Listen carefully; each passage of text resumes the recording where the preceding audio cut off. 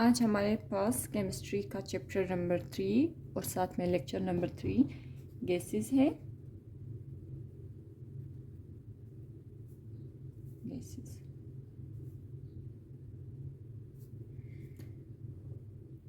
Gases में सबसे पहले हम पढ़ेंगे प्रॉपर्टीज़ ऑफ गैसेस, फिर gas law, boys law, Charles law, general gas equation, kinetic molecular theory, ideal gas equation और रियल गैस और आइडियल गैस के दरमियान डिफरेंसेस पढ़ेंगे हम।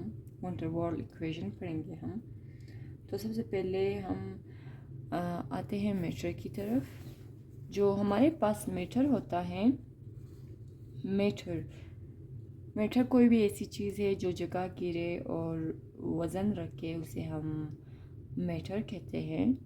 एक तो उसका वेट होता है, दूसरा वो जगह गिरता है, उसे हम मैटर कहते हैं। मैटर के अमूमन 4 स्टेट होते हैं, बल्कि 4 स्टेट होते हैं, नॉट अमूमन। गैस, लिक्विड,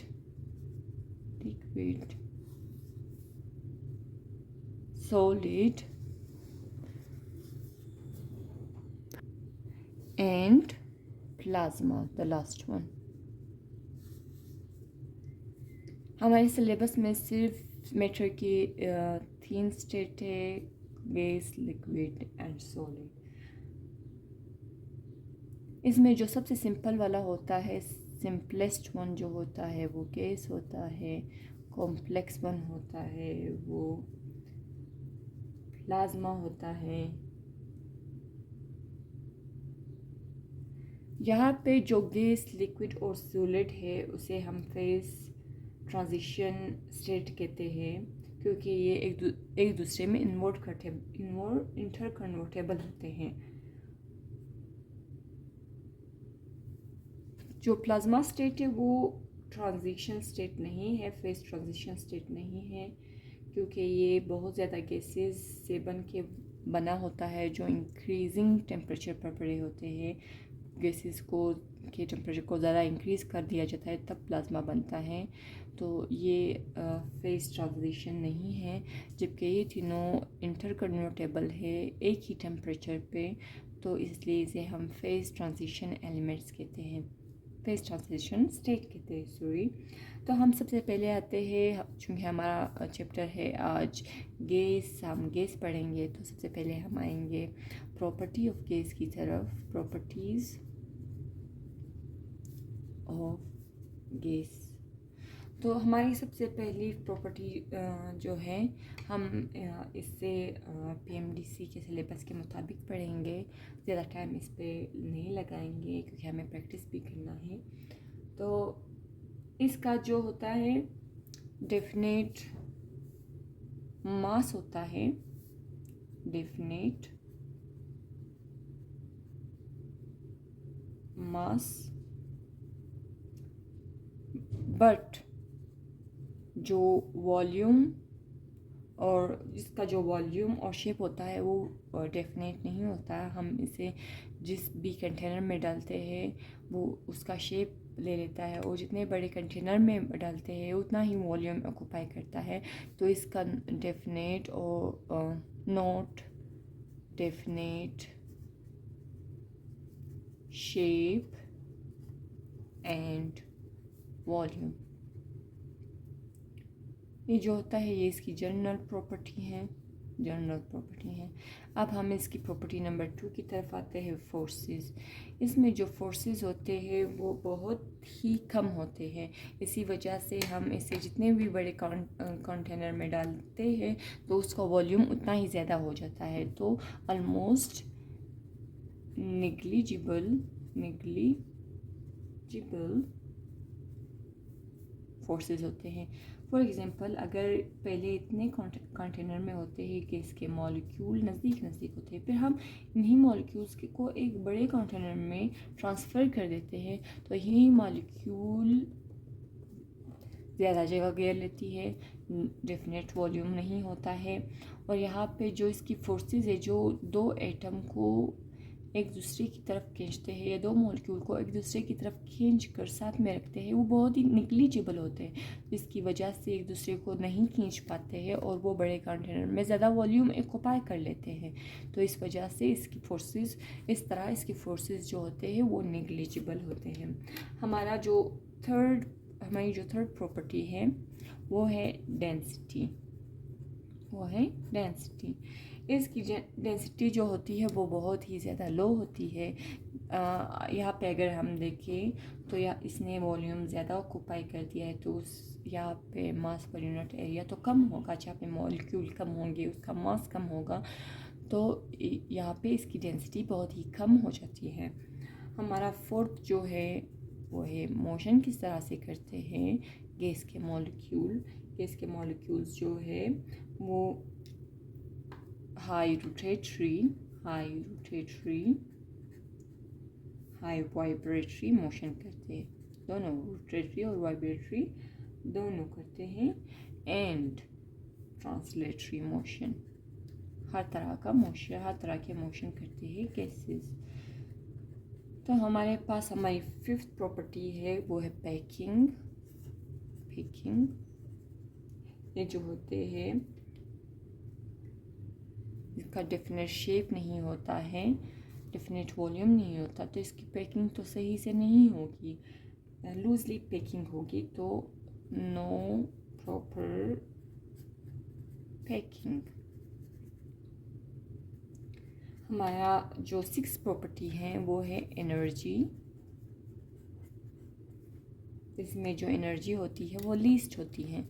दो मॉलिक्यूल के दरमियान जो अट्रैक्टिव फोर्सेस होते हैं उसे हम पोटेंशियल एनर्जी भी कह सकते हैं, वो पोटेंशियल एनर्जी कॉज करते हैं। तो दो मॉलिक्यूल के दरमियान जब फोर्सेस कम होंगे तो पोटेंशियल एनर्जी भी तो कम ही होगी। हमारे पास 7 पॉइंट जो है वो है थर्मल एक्सपेंशन।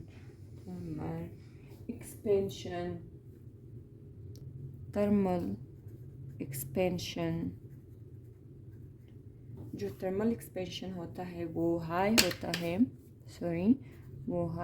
है। जो कंप्रेशन होता है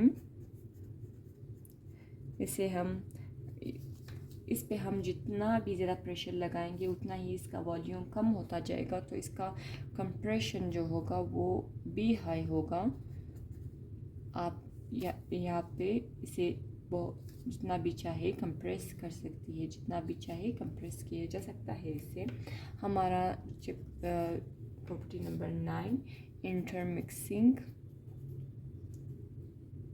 इनकी इंटरमिक्सिंग जो होती है वो स्पॉन्टेनियस होती हैं, क्योंकि मॉलिक्यूल्स में मोशन ज़्यादा होता है, वो स्पॉन्टेनियस हो जाता है। और जो प्रेशर है,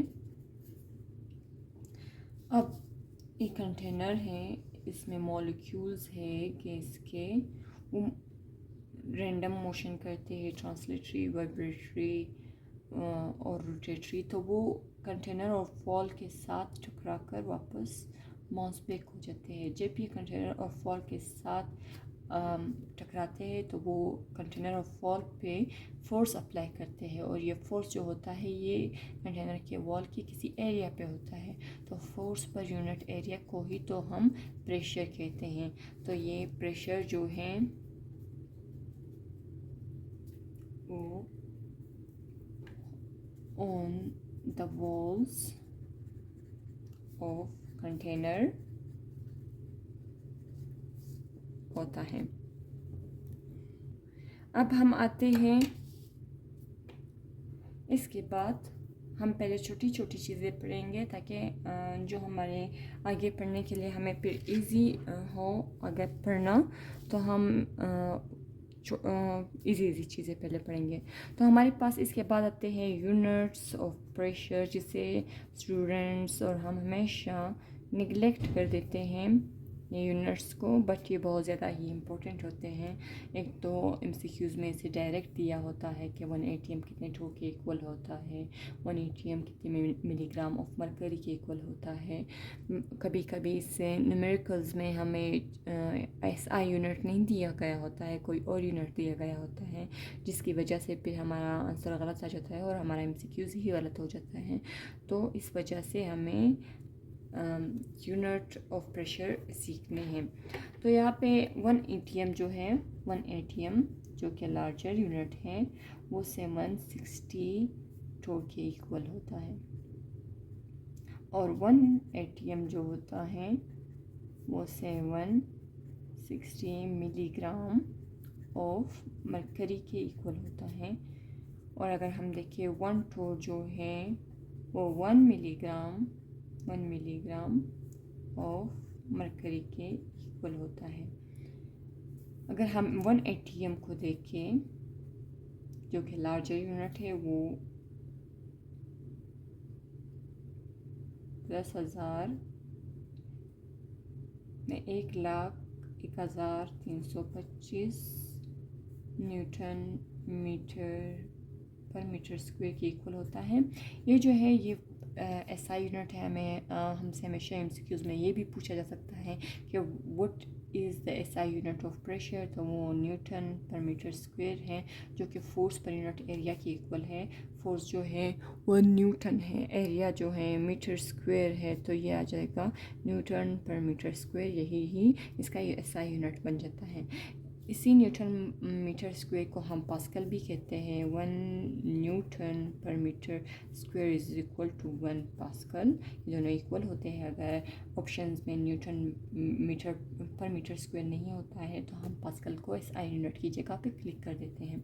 1 ATM जो होता है वो अगर हम उसे किलो पास्कल में ले लें, वो 101.325 पास्कल के इक्वल होता है। 1 ATM जो होता है 1.0325 बार के इक्वल होता है, और 1 ATM जो होता है वो 14.7 पाउंड स्क्वायर इंच के इक्वल होता है। ये जो होता है, ये यूनिट जो होता है, ये हम अमूमन इंजीनियरिंग में यूज़ करते हैं। इंजीनियरिंग में यूज़ किया जाता है इस यूनिट को। अब हमारे यूनिट ऑफ प्रेशर हो गए हैं। इसके बाद अब हम करते हैं यूनिट ऑफ टेम्परेचर को, यूनिट्स ऑफ टेम्परेचर को, या फिर हम इसे inter conversion of unit of temperature भी कह सकते हैं। तो यहाँ पे हमें अगर सेंटीग्रेड दिया गया हो और हमें उसे केल्विन में चेंज करना हो, तो इसके लिए हम फार्मूला अप्लाई करते हैं। Kelvin is equal to centigrade plus 273 centigrade plus 273। अगर हमें 2 के सेंटीग्रेड दिया गया हो और हमें उसे केल्विन में चेंज करना हो, तो हम यहाँ पे 2 पुट कर देंगे, यहाँ पे 273, तो ये हमारे पास आ जाएगा 275 केल्विन। तो इस तरह से हम इसे कन्वर्ट कर सकते हैं। तो हमारे पास फर्स्ट केस है। हमारे पास जो सेकंड केस होता है वो हमें फ़ारेनहाइट दिया होता है और हमें उसे डिग्री सेंटीग्रेड में चेंज करना होता है। तो इसके लिए हमारे पास जो फार्मूला है वो है degree centigrade is equal to 5/9 F degree centigrade fahrenheit minus 32। तो इस फार्मूले से हम मालूम करते हैं। फॉर एग्ज़ाम्पल, हमने किसी का टेम्परेचर देखा और वो 104 आया, तो उसे हम कहते हैं कि इसका टेम्परेचर कितना डिग्री सेंटीग्रेड है। तो हम फ़ारेनहाइट की जगह पे 140 माइनस 32 और 5/9, 104 से 32 हम निकालेंगे तो ये 72 आ जाएंगे। 5/9, तो ये हमारे पास 9 1 9 और 9 8 72, 5 8 40, तो ये हमारे पास 40 डिग्री सेंटीग्रेड उसका टेम्परेचर आ जाएगा। इसी तरह से हमें डिग्री सेंटीग्रेड दिया गया होता है और हमें उसे फ़ारेनहाइट में चेंज करना होता है। तो इसके लिए हमारे पास जो फार्मूला है वो 9/5 डिग्री सेंटीग्रेड प्लस 32 हैं। ये हम पिछले ही फार्मूले को हमने मॉडिफाई कर दिया है और डिग्री सेंटीग्रेड से फ़ारेनहाइट निकालने का बना दिया है। अब हमारे पास जो कंडीशंस आते हैं अमूमन हमें दिए गए होते हैं कि find pressure at STP, find moles at STP, find volume at STP। तो हम STP पढ़ते हैं कि STP होता क्या है। STP में हम टेम्परेचर लेते हैं 0 डिग्री सेंटीग्रेड और 0 डिग्री सेंटीग्रेड प्लस 273 जो होता है वो 2733 केल्विन लेते हैं। मतलब 0 डिग्री सेंटीग्रेड और 273 केल्विन पे हम STP के कंडीशंस हैं और इसमें प्रेशर जो होता है वो 1 atm होता है। अगर हम साथ में देखें तो एक RTP होता है, स्टैंडर्ड कंडीशंस जिसे हम कहते हैं। तो इसमें जो टेम्परेचर होता है वो 25 डिग्री सेंटीग्रेड होता है और जिसमें हम 273 को प्लस कर दे तो वो हमारे पास आ जाएगा 298 केल्विन, या तो हमारे पास 25 सेंटीग्रेड या 298 केल्विन जो होते हैं वो इसके कंडीशन होते हैं टेम्परेचर के। और इसमें जो प्रेशर होता है वो 1 atm होता है। इसके अलावा अगर हम देखें तो इसमें जो वॉल्यूम होता है, वॉल्यूम एट STP होता है 22.414 डेसीमीटर क्यूब और 22.414 लीटर्स। तो ये हमारे पास वॉल्यूम आ जाता है। और यहाँ पे अगर हम वॉल्यूम देखें तो ये 24 डेसीमीटर क्यूब और 24 लीटर। तो RTP पे ये हो जाता है। अब हम आते हैं गैस लॉस की तरफ, जो कि बहुत ज़्यादा इम्पोर्टेंट है, उसे हम पढ़ते हैं। तो इसमें सबसे पहले जो है वो है Boyle's law. Boyle's law. Second number पे जो है वो चार्ल्स लॉ। और थर्ड नंबर पे जो है वो एवोगाड्रोस लॉ। तो सबसे पहले हम बॉयल्स लॉ की तरफ आते हैं। बॉयल्स लॉ जो कहती है, बॉयल्स लॉ कहती है वॉल्यूम जो होता है वो इन्वर्सली रिलेटेड टू प्रेशर होता है। यहाँ पे हम कांस्टेंट रखते हैं टेम्परेचर और एंड नंबर्स ऑफ मोल्स को। जो चार्ल्स लॉ हमें पता है, चार्ल्स लॉ कहता है वॉल्यूम जो होता है डायरेक्टली रिलेटेड टू टेम्परेचर होता है। टेम्परेचर के इंक्रीज़ करने से वॉल्यूम इंक्रीज़ होता है, टेम्परेचर के डिक्रीज़ करने से वॉल्यूम डिक्रीज़ होता है। यहाँ पे जो कांस्टेंट क्वांटिटीज़ है वो pressure and numbers of moles हैं। एवोगाड्रोस लॉ हमें कहते हैं वॉल्यूम जो है वो directly related two numbers of moles है। अगर हम नंबर्स ऑफ मोल्स बढ़ाएंगे तो नंबर ऑफ वॉल्यूम बढ़ेगा। अगर हम नंबर्स ऑफ मोल कम करेंगे तो वॉल्यूम कम हो जाएगा। और यहाँ पे हमारे पास प्रेशर एंड टेम्परेचर कांस्टेंट होता है। अब यहाँ पे जो MCQs बनते हैं हमसे इस तरह के MCQs पूछे जाते हैं कि वॉल्यूम और प्रेशर का जो रिलेशन है वो किस लॉ में बताया गया है। तो इसका जो आंसर होगा वो बॉयल्स लॉ। वॉल्यूम और टेम्परेचर का रिलेशन वो किस लॉ में बताया गया है, वो चार्ल्स लॉ। वॉल्यूम और नंबर ऑफ मोल्स का रिलेशन जो है वो किस लॉ में बताया गया है, वो एवोगाड्रोस लॉ है। इस तरह के क्वेश्चन पूछे जाते हैं। और इसमें जो दूसरा सेकंड टाइप के क्वेश्चन जो पूछे जाते हैं वो ये कहते हैं वो कौन से दो लॉ है जिसमें टेम्परेचर कांस्टेंट है, तो वो बॉयल्स लॉ और एवोगाड्रो लॉ है। वो दो कौन से लॉ है जिसमें नंबर ऑफ मोल्स कांस्टेंट है, वो बॉयल्स लॉ और चार्ल्स लॉ है। वो कौन से दो लॉ है जिसमें प्रेशर कांस्टेंट है, तो वो चार्ल्स लॉ और एवोगाड्रोस लॉ है। तो इस तरह के इससे क्वेश्चन आते हैं। तो इसके बाद जो इसके मैथमेटिकल फॉर्म्स भी पूछे जा सकते हैं। तो इसका मैथमेटिकल फॉर्म है बॉयल्स लॉ का, वो PV=K है, या फिर इसे हम इस तरह भी कह सकते हैं P1V1 P2V2 इस तरह भी कह सकते हैं। और अगर हम चार्ल्स लॉ के मैथमेटिकल फॉर्म को देखें तो वो V/T=K है, या फिर इसे हम इस तरह भी कह सकते हैं V1/T1 V2/T2। तो इसका ये पहला मैथमेटिकल फॉर्म, ये दूसरा, ये पहला, ये दूसरा। तो इसका जो पहला मैथमेटिकल फॉर्म है वो V/नंबर ऑफ मोल्स कांस्टेंट के इक्वल है। और यहाँ पे जो दूसरा मैथमेटिकल फॉर्म है वो V1/N1 V2/N2 है। यहाँ पे जो चार्ल्स लॉ है ये volume is directly proportional to absolute temperature है। यहाँ पे टेम्परेचर जो होता है उसे हम केल्विन में लेते हैं, केल्विन में। यहाँ पे अगर हमें क्वेश्चन में टेम्परेचर डिग्री सेंटीग्रेड में दिया गया हो तो उसे हम एक बार केल्विन में चेंज करेंगे और फिर उसे सॉल्व कर देंगे। तो इस तरह से। और चार्ल्स लॉ का एक और जो एप्लीकेशन है वो एब्सोल्यूट ज़ीरो है।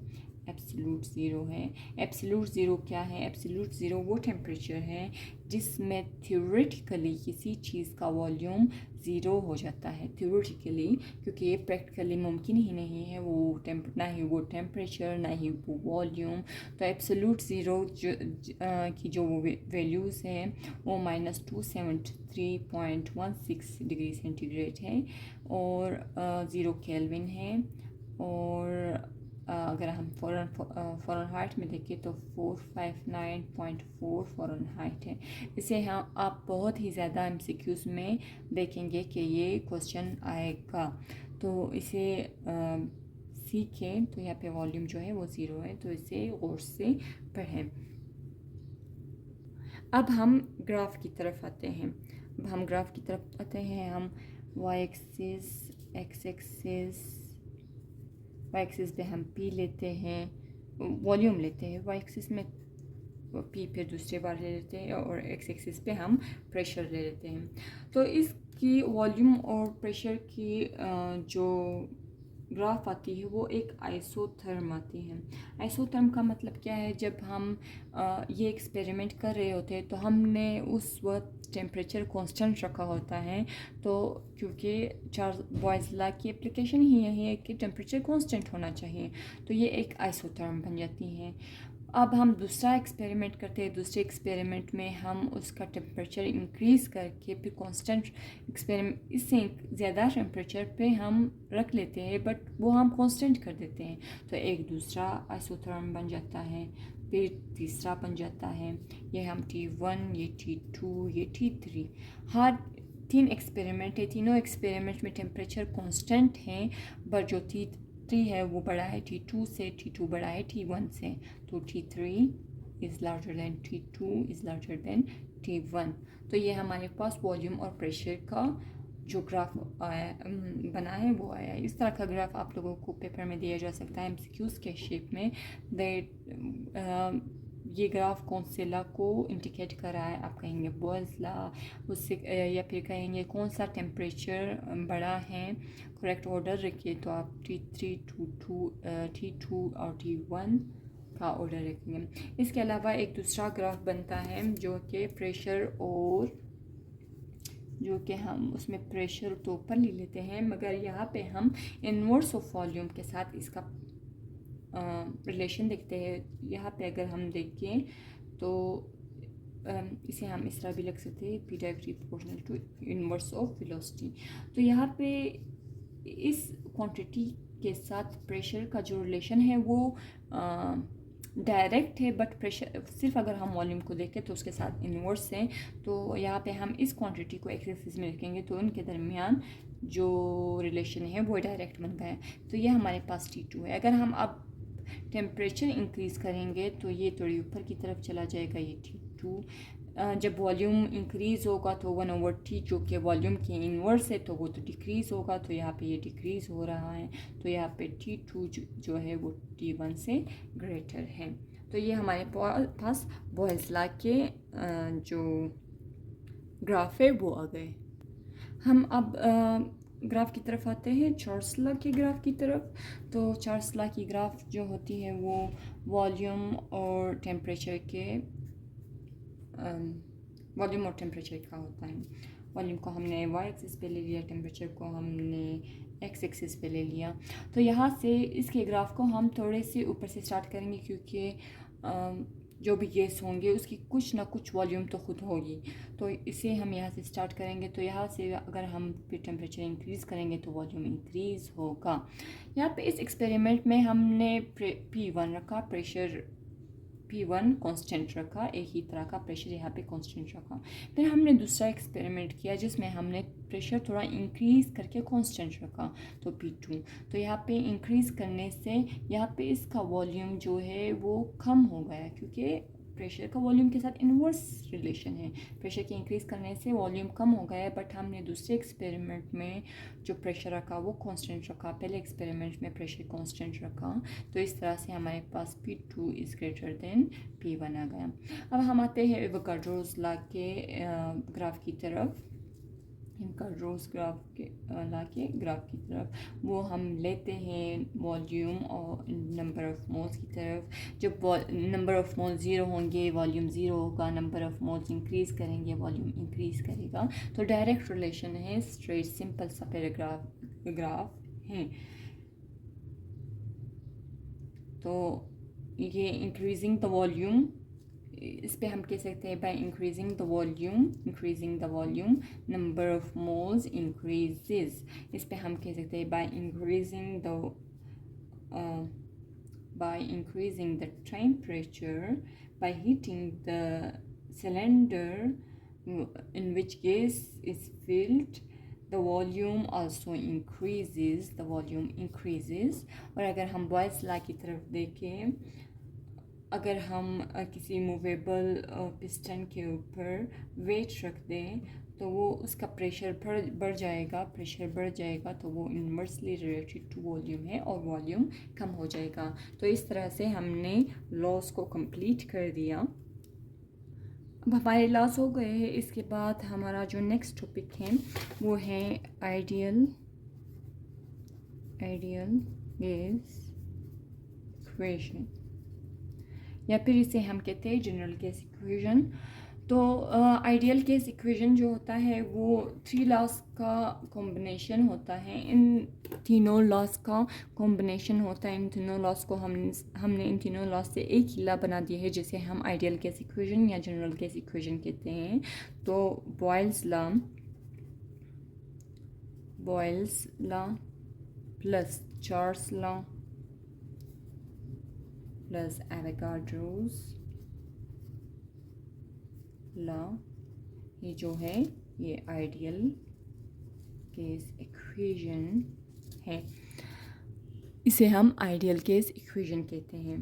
तो इसके बाद हमारे पास जो फार्मूला आएगा वो यहाँ पे इस फार्मूले को हम मॉडिफाई करेंगे। अगर हमें नंबर ऑफ मोल्स नहीं दिए गए हों बट हमें मास दिया गया हो, तो हमें मालूम है कि मोल्स इज इक्वल टू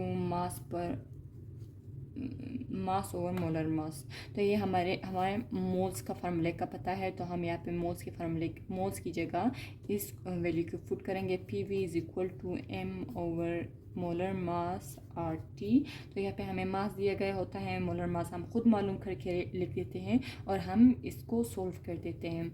ये भी बहुत ज़्यादा यूज़ होता है। हमारे पास जो दूसरा फार्मूला है, तो मोलर मास को हम इस तरफ शिफ्ट कर देते हैं, वॉल्यूम को हम इस तरफ शिफ्ट कर देते हैं। तो PM is equal to M और वॉल्यूम RT। तो इस तरह से हमारे पास ये इस फार्मूले का ही मॉडिफाइड फॉर्म है।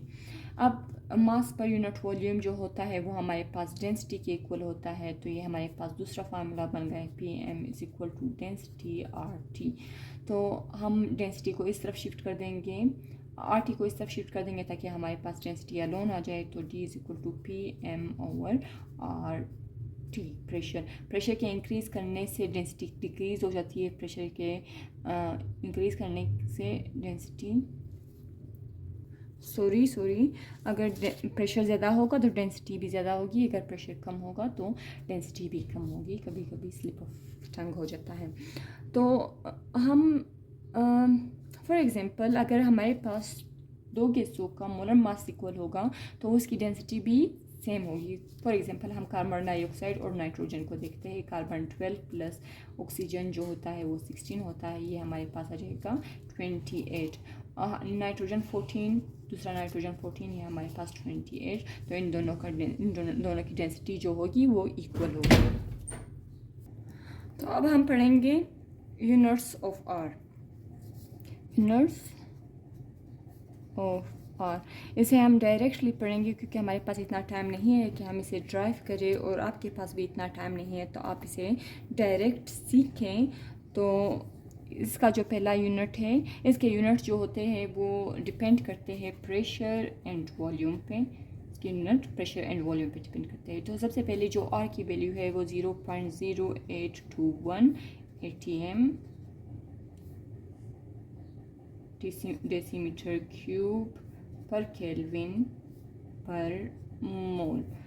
तो ये जो होता है, इसमें प्रेशर जो होता है वो हमने ATM में लिया होता है, और जो इसका वॉल्यूम होता है वो डेसीमीटर क्यूब में लिया होता है। ये हमारे पास फर्स्ट यूनिट है। सेकंड जो है वो R इज़ इक्वल टू, इसको हम, इसी वैल्यू को हम जैसे कि हमें पता है 1 ATM जो होता है वो 760 चोर के इक्वल होता है, तो हम इसी वैल्यू को 760 से मल्टीप्लाई करेंगे तो हमारे पास चोर आ जाएगा। तो 62.4 चोर डेसीमीटर क्यूब पर केल्विन पर मोल। तो यहाँ पे हमारे पास प्रेशर जो है वो टोर के इक्वल है और वॉल्यूम वही डेसीमीटर क्यूब है। हमारे पास थर्ड जो है वो R इज़ इक्वल टू, यहाँ पे हमारे पास टोर और मिलीग्राम ऑफ मरकरी जो है वो हम ऑलरेडी पढ़ चुके हैं, ये दोनों इक्वल होते हैं। तो 62.4 milligram of mercury decimetre cube पर केल्विन पर मोल। तो यहाँ पे हमारे पास प्रेशर जो है वो मिलीग्राम और वॉल्यूम जो है वो डेसीमीटर क्यूब सेम है। हमारे पास फोर्थ है, तो R इज़ इक्वल टू, अब हम यहाँ पे वॉल्यूम डेसीमीटर क्यूब है, हम इसे सेंटीमीटर क्यूब बनाएंगे, तो इसे हम सेंटीमीटर क्यूब बनाएंगे तो यहाँ से हम इसे 1000 से मल्टीप्लाई करेंगे। तो 6 to 400 milligram of mercury centimetre cube पर केल्विन पर मोल। यहाँ पे हमारे पास जो प्रेशर है वो मिलीमीटर है और जो वॉल्यूम है वो सेंटीमीटर क्यूब है। अगर हम SI यूनिट में देखें, फिफ्थ अगर हम SI यूनिट में देखें तो R is equal to 8.314 kelvin metre kilometre पर केल्विन पर मोल। ये जो है हमारे पास SI यूनिट आ जाएगा, SI यूनिट आ जाएगा। और यहाँ पे जो हमने प्रेशर लिया वो हमने न्यूटन मीटर स्क्वायर की इक्वल लिया। यहाँ पे सॉरी ये न्यूटन पर मीटर, नो ये केल्विन है, सॉरी ये न्यूटन है। तो यहाँ पे हमने प्रेशर जो लिया है वो SI यूनिट न्यूटन पर मीटर स्क्वायर, और यहाँ पे हमने जो वॉल्यूम लिया है वो मीटर क्यूब के इक्वल लिया है। यहाँ पे जो M1 इसलिए आ गया है क्योंकि इन दोनों ने एक दूसरे के, इस -2 ने +2 को कैंसिल कर दिया और सिर्फ एक ही मीटर रह गया। तो हमारे पास हमारा 6 जो डेरिवेशन है वो है R is equal to 8.314 joule पर केल्विन पर मोल पर केल्विन। यहाँ पे न्यूटन मीटर जो होता है वो जूल के इक्वल होता है, तो हमने इसकी जगह जूल लिखा। ये हमारे पास केल्विन है, ये हमारे पास मोल है, तो ये हमारे पास 1 न्यूटन मीटर जो है यहाँ पे 1 जूल के इक्वल है। हम 7 देखते हैं हमारे पास, तो इसे हम अर्ज में देखते हैं। 8 इज़ इक्वल टू, इसी जूल को हम अर्ज में कन्वर्ट करते हैं। 8.314 मल्टीप्लाई बाई 10 पावर 7 अर्ज 1 जूल जो होता है 10 पावर 7 अर्ज के इक्वल होता है पर केल्विन पर मोल। तो 1 joule is equal to 10 power 7 erg. तो अब हम इसे कैलोरी में देखते हैं, तो इसी जूल के अर्ज को हम कैलोरी में चेंज करेंगे, इसी जूल को हम कैलोरी में चेंज करेंगे, तो इज इक्वल टू 1.987 कैलोरी पर केल्विन पर मोल जो होता है वो होता है 1 कैलोरी जो होती है 4.4 जूल 14 जूल के इक्वल होता है। तो ये हमारे पास यूनिट्स ऑफ आ रहा है। तो अब हम जाते हैं हमारा सबसे इम्पोर्टेंट टॉपिक, वो है काइनेटिक मॉलिक्यूलर थ्योरी। जो हमारे पास काइनेटिक मॉलिक्यूलर थ्योरी है KMT of gases, kinetic molecular theory of gases जो है, उसमें सबसे पहले हम साइंटिस्ट ने जो काम किए वो पढ़ेंगे, क्योंकि वो हमेशा आ जाते हैं MCQs में, और फिर उसके बाद हम उसके पोस्टुलेट्स में जाएंगे। तो इसमें जो पहला साइंटिस्ट है वो है बर्नौली। इसने KMT kinetic molecular theory found की। He is the founder of kinetic molecular theory. हमारे पास जो सेकंड नंबर पे है वो है क्लोजियस। इसने फाउंड की काइनेटिक इक्वेशन। इसने काइनेटिक इक्वेशन ड्राइव की और इसने इसको डिड्यूस्ड किया all of the kinetic molecular theories में। तो इसने ड्राइव किया काइनेटिक इक्वेशन। हमारे पास जो थर्ड नंबर पे है वो है मैक्सवेल। इसके इक्वेशन को भी हम पढ़ते हैं। इसका जो इक्वेशन है, इसके इक्वेशन को हम यहीं पे ही कर देते हैं। तो इसका इक्वेशन है PV is equal to 1/3 mn c² bar. तो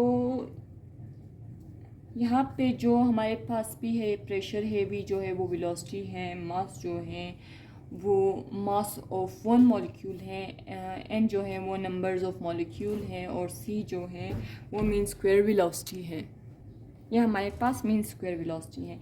इसके बाद हमारे पास मैक्सवेल आता है। मैक्सवेल ने जो हमें बताया वो लॉ ऑफ डिस्ट्रीब्यूशन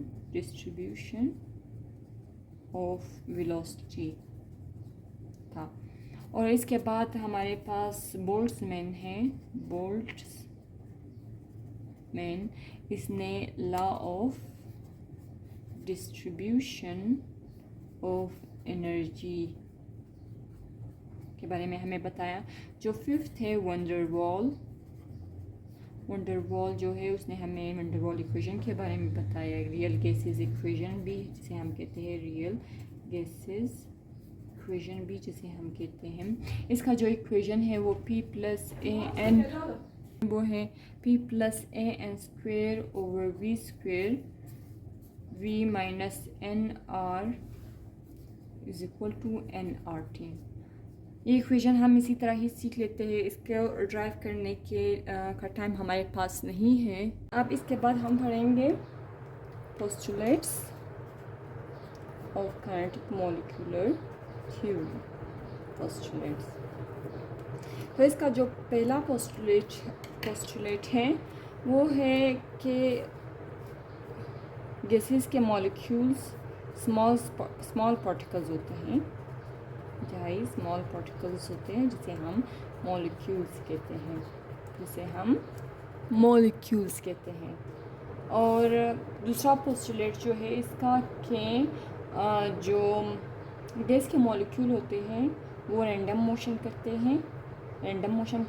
हैं, इसे हम जिगजैग मोशन भी कहते हैं, जिगजैग मोशन और रैंडम मोशन करते हैं। जो गैस का एक मॉलिक्यूल होता है वो दूसरे मॉलिक्यूल से बहुत ज़्यादा दूर होता है, क्योंकि इसमें अट्रैक्शन की फोर्सेस तो नहीं होती है, निग्लिजिबल होती हैं। तो इनका जो डिस्टेंस होता है, दो मॉलिक्यूल के दरमियान जो डिस्टेंस होता है गैस के, वो 300 times of one molecule radius होता है। एक मॉलिक्यूल का जो रेडियस होता है उसके 300 टाइम्स के फासले पे होता है। तो 300 times away from molecule, एक मॉलिक्यूल दूसरे मॉलिक्यूल से 300 टाइम्स अवे होता है।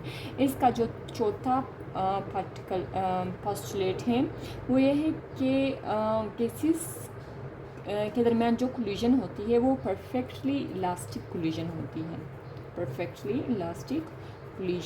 है।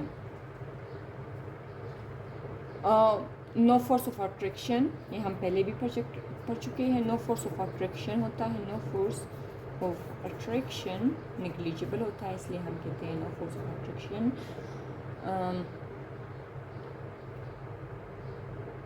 गैसेस पे ग्रेविटी का कोई इफ़ेक्ट नहीं होता, ग्रेविटी का नो इफ़ेक्ट होता है, कोई इफ़ेक्ट नहीं होता है। और जो काइनेटिक एनर्जी होती है, टोटल काइनेटिक एनर्जी जो होती है वो टेम्परेचर के इक्वल होती है। और इसके लिए जो हम काइनेटिक एनर्जी का फार्मूला ड्रा करते हैं वो है 3R3 2Na। तो ये है इसका फार्मूला। तो ये हमारे पास पोस्टुलेट्स भी हो गए हैं। तो हमारे पास पोस्टुलेट कंप्लीट। अच्छा, इसमें एक दूसरा पोस्टुलेट है जो हम भूल गए हैं, हम ऑलरेडी भी कर चुके हैं। Actual volume of gas is negligible. Actual volume of gas is negligible. Negligible. हम अगर देखें तो ये वाला पोस्टुलेट और ये वाला पोस्टुलेट जो है ये तो नॉर्मल कंडीशन में तो ठीक है, बट ये फॉल्टी है at high temperature and low pressure. जब हम हाई प्रेशर अप्लाई करते हैं और लो टेम्परेचर अप्लाई करते हैं तो गैस का जो एक्चुअल वॉल्यूम है वो हमें मिल जाता है और फोर्स ऑफ अट्रैक्शन भी जनरेट हो जाते हैं। तो इस तरह से हमारे पोस्टुलेट्स कंप्लीट हो गए। अब हम रूट्स मीन स्क्वायर वेलोसिटी भी पढ़ लेते हैं। जो mean square velocity, root mean square velocity जो है उसका फार्मूला है 3RT/m अंडर रूट। अगर ये तो मल्टीपल चॉइस में दिया गया हो, अगर ये फार्मूला नहीं दिया गया हो तो RT हमें मालूम है, RT जो होता है वो PV के इक्वल होता है, तो 3PV/m ये भी आ सकता है। या फिर इस वॉल्यूम को हम नीचे लाएंगे 3P/m/v अंडर रूट। तो ये हमारे पास आ गई रूट मीन स्क्वायर वेलोसिटी। अब हम पढ़ेंगे आइडियल गैस और नॉन आइडियल गैसेस की डिफरेंसेस। तो इसका पहला डिफरेंस जो है ये आइडियल गैस जो है वो गैस लॉ को ओबे करता है, ओबेस गैस लॉ। ये गैस लॉ को ओबे करता है और ये गैस लॉ को ओबे नहीं करता, डजंट ओबे गैस लॉ। और ये जो है ये आइडियल गैस इक्वेशन फॉलो करती है। आइडियल गैस जो होते हैं आइडियल गैस इक्वेशन ओबे करती है। इसमें जो नॉन आइडियल है वो doesn't obey ideal gas equation.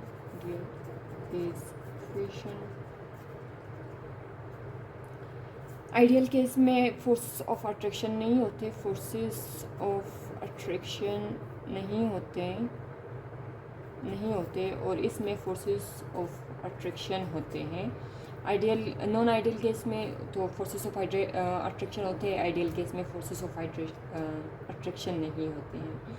जो आइडियल गैस है वो हम उसे लिक्विड में चेंज नहीं कर सकते, जो भी तरीका हम इस्तेमाल करें वो एक लिक्विड में चेंज नहीं होगा। Not convertible to liquid. और जो नॉन आइडियल है ये कन्वर्टेबल इनटू लिक्विड। ये हमारे अमूमन डेली लाइफ में जो गैसेस है वो नॉन आइडियल है, जिसे हम रियल गैसेस भी कहते हैं। और आइडियल जो है जो रियल नहीं होते उसे हम आइडियल कहते हैं। तो आइडियल केस में जो हम जो कंडीशंस होते हैं वो लो प्रेशर होता है और हाई टेम्परेचर होता है। और जो नॉन आइडियल में होता है वो उसमें हाई प्रेशर होता है, लो टेम्परेचर होता है, क्योंकि जब हम हाई टेम्परेचर अप्लाई करते हैं और लो टेम्परेचर होता है, हाई प्रेशर लो टेम्परेचर होता है, तो वो उसका वॉल्यूम कम हो जाता है। और आइडियल गैसेस में तो वॉल्यूम इनफाइनाइट है, वो जितनी भी आप उसे स्पेस देंगे वो उतना ही वॉल्यूम ऑक्यूपाई करेगा। लेकिन नॉन आइडियल गैस में हम हाई प्रेशर अप्लाई करते हैं, हाई प्रेशर की वजह से स्पेस कम हो जाती है, वॉल्यूम कम हो जाती है।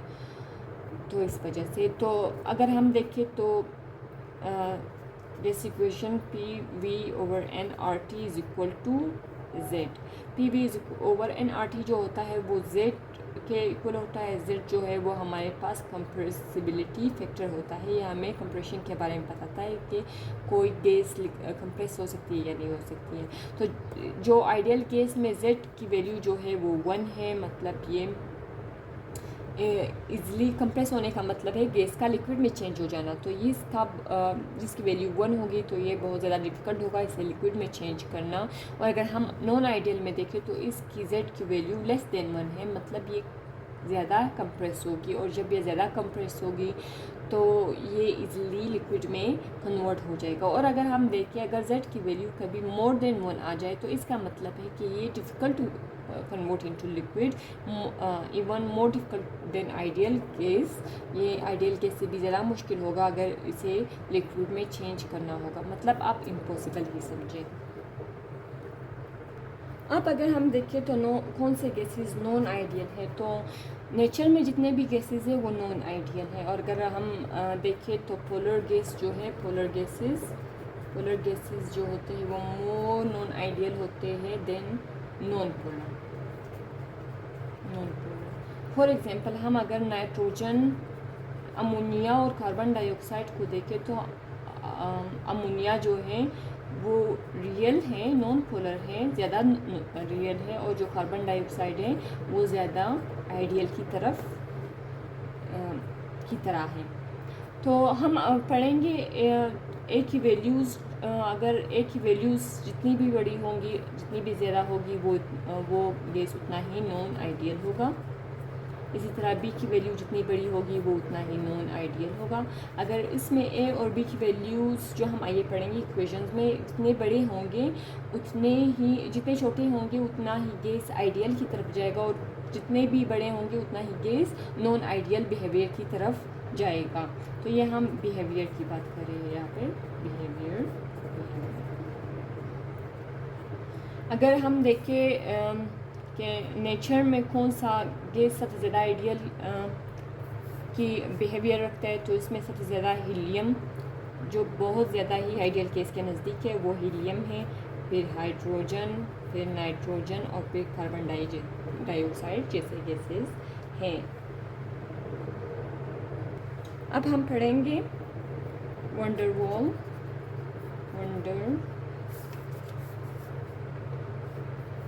Wall equation. इसे हम रियल गैस इक्वेशन भी कहते हैं। तो इसमें जो हमारे पास जनरल गैस इक्वेशन है वो PV is equal to nRT, ये तो हमारे पास था रियल गैस के लिए इक्वेशन। फिर वंडरवाल ने प्रेशर करेक्शन की एंड वॉल्यूम करेक्शन की। इसने प्रेशर करेक्शन इस तरह की कि P प्लस n²A/V², और volume correction V minus NB is equal to nRT। इसने ये इक्वेशन राइट किया। तो इसने यहाँ पे एक और इक्वेशन हम देखते हैं, आप एक दूसरा इक्वेशन भी याद रखते हैं हम, B is equal to 4VM। यहाँ पे जो MCQs बनता है वो इस तरह बनता है कि ये पूछा जाता है कि ये V क्या है। तो ये हमारे पास जो है वो ये हमारे पास एक्चुअल वॉल्यूम है, और ये जो है ये हमारे पास excluded volume of 1 mole of gas. तो इससे ये सवालात बन सकते हैं। इसके अलावा अगर हम ए को पढ़ें तो ए जो है यहाँ पे ये कोफिशिएंट ऑफ अट्रैक्शन है, मतलब जैसे दो एटम एक दूसरे को अट्रैक्ट करते हैं उसका कोफिशिएंट है। तो यहाँ पे ए जो है वो directly proportional to intermolecular forces, दो एटम एक दूसरे को इंटरमॉलिक्यूलर फोर्सेस के ज़रिए ही अट्रैक्ट करती हैं। तो जितना ए की वैल्यू ज़्यादा होगी उतना अट्रैक्शन ज़्यादा होगा, और जितना अट्रैक्शन ज़्यादा होगा उतना ही उतनी ही जल्दी गैस लिक्विड बन सकती है। और जितनी ही ए की वैल्यू कम होगी उतने इंटरमॉलिक्यूलर फोर्सेस कम होंगे, और जितने इंटरमॉलिक्यूलर फोर्सेस कम होंगे उतना ही मुश्किल होगा कि उसे हम गैस में तब्दील करें या उसे हम कंप्रेस करें। तो ए जब ग्रेटर हो तो इजीली कन्वर्टेबल इनटू लिक्विड है, इनटू लिक्विड। सो अब एक यूनिट हम पढ़ते हैं, क्योंकि एक यूनिट के हमेशा बहुत ज़्यादा MCQs आते हैं, तो इसे हम डायरेक्ट सीख लेते हैं। हमारे पास ड्राइव करने के लिए टाइम नहीं है, तो एक के यूनिट है ATM डेसीमीटर 6 पर मोल स्क्वायर, या फिर km+4 मोल -2, या फिर इसे हम जूल मीटर क्यूब पर मोल स्क्वायर के इक्वल भी देख सकते हैं। तो ये हमारे पास A हो गई। अब हम इस B को देखते हैं। B इज इक्वल टू, ये B जो होता है ये अफेक्टिव वॉल्यूम होता है, ये affective volume for 1 mole of gas है।